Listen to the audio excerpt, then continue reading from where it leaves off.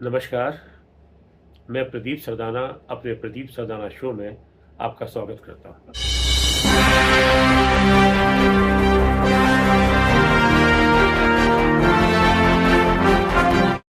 आज हम बात करेंगे रतन टाटा और जे.आर.डी. टाटा की। रतन टाटा अभी कुछ दिन पहले इस दुनिया को अलविदा कह गए, जिससे पूरा राष्ट्र बहुत दुखी है। उनको लगता है और हम सबको लगता है कि हमने एक ऐसा रतन खो दिया जो देश का सच्चा रतन था। रतन टाटा को चाहे भारत रत्न पुरस्कार नहीं मिला, लेकिन वो सच में देश के ऐसे रत्न थे जिनको कभी भुलाया नहीं जा सकता। लेकिन मैं आज बात करना चाहूंगा रतन टाटा के साथ जे.आर.डी. टाटा की। रतन टाटा से पहले टाटा समूह की कमान जे.आर.डी. टाटा के पास थी। टाटा सन्स के अध्यक्ष रहे, टाटा ट्रस्ट के प्रमुख रहे। उसके बाद उन्होंने 1991 में रतन टाटा को टाटा समूह का अध्यक्ष बना दिया, इसकी कमान सौंप दी। और जबकि उनका निधन 1993 में हुआ, लेकिन उस तब तक रतन टाटा को कोई नहीं जानता था और जे.आर.डी. टाटा को भी सब लोग इसी तरह नमन कर रहे थे जिस तरह आज हम रतन टाटा को कर रहे हैं। क्योंकि देखा जाए, ध्यान से पूरी तरह देखा जाए, तो रतन टाटा ने जो भी अपने नियम बनाए, जो भी अपना मार्ग तय किया, उसके अंदर जे.आर.डी. टाटा का बहुत बड़ा योगदान है। उन्होंने बहुत से मामलों में जे.आर.डी. टाटा को अनुसरण किया, उन्हीं की राह पकड़ी। उन्हीं की सादगी, उन्हीं की दूरदृष्टि और रतन टाटा ने उनकी छत्र छाया में ही सब कुछ सीखा। टाटा की जो सादगी थी, वो तो शायद रतन टाटा से भी ज़्यादा थी। जे.आर.डी. टाटा, जिन्होंने 53 बरस तक टाटा समूह की कमान संभाली, ये टाटा से मिलने का सौभाग्य भी प्राप्त हुआ 2 बार। तो मैं आज भी इस बात को याद करता हूँ तो मुझे बहुत खुशी होती है। और जब जे.आर.डी. टाटा का निधन हुआ, तब भी मैंने उनके ऊपर एक संपादकीय लेख लिखा था और उनकी पूरी बातें याद की थी। और वो भी मैंने याद किया था जब मुझे उनसे मिलने का सौभाग्य प्राप्त हुआ था। तो जो एक बहुत 2 खास बातें मुझे उनकी याद आती हैं, जो कहीं पब्लिक डोमेन में नहीं है अभी तक। एक तो ये कि जे.आर.डी. टाटा का भारत में अपना कोई घर तक नहीं था। ये बात चौंकाने वाली है, जिस व्यक्ति के ताज होटल पूरी दुनिया में हों, हमारे देश में इतने ताज होटल हो, 5 स्टार होटल हो, जो व्यक्ति इतना अमीर हो, उसका अपने देश में कोई घर तक नहीं था।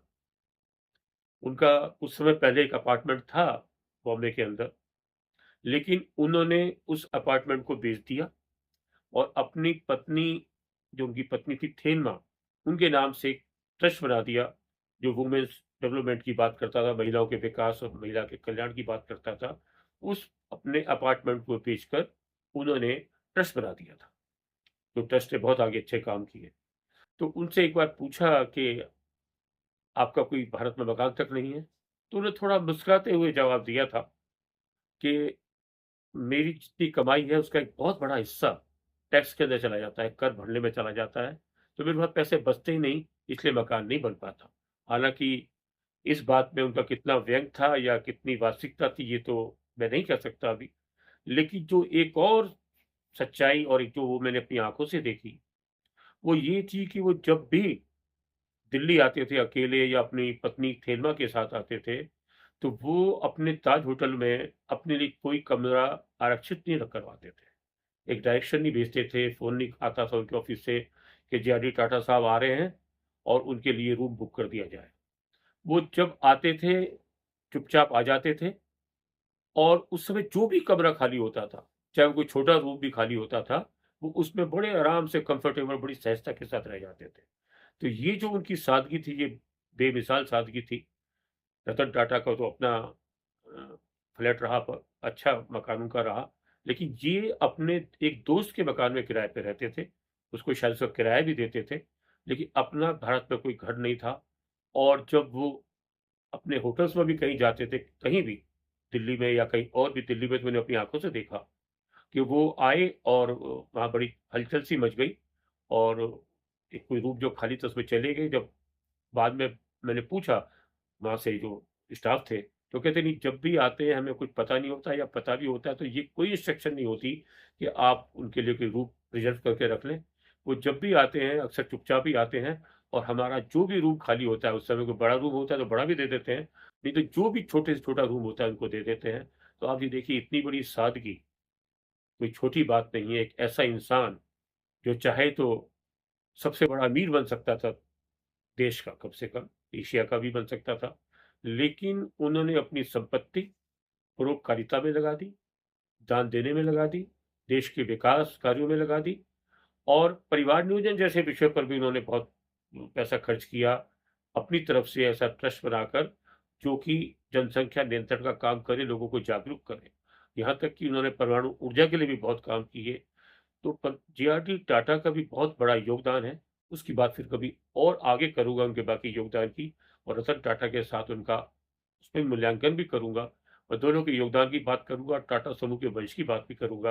लेकिन आज बस इतना ही कि आप देखिए जे.आर.डी. टाटा, जिन्होंने 53 वर्ष तक टाटा समूह की कमान संभाली, उनका भारत में अपना कोई घर नहीं था, और अपने होटल्स के अंदर भी, ताज 5 स्टार होटल्स में भी कहीं जाते थे तो कोई रूम बुक नहीं कराते थे पहले, जो भी रूम मिलता था उसमें आके रह जाते थे।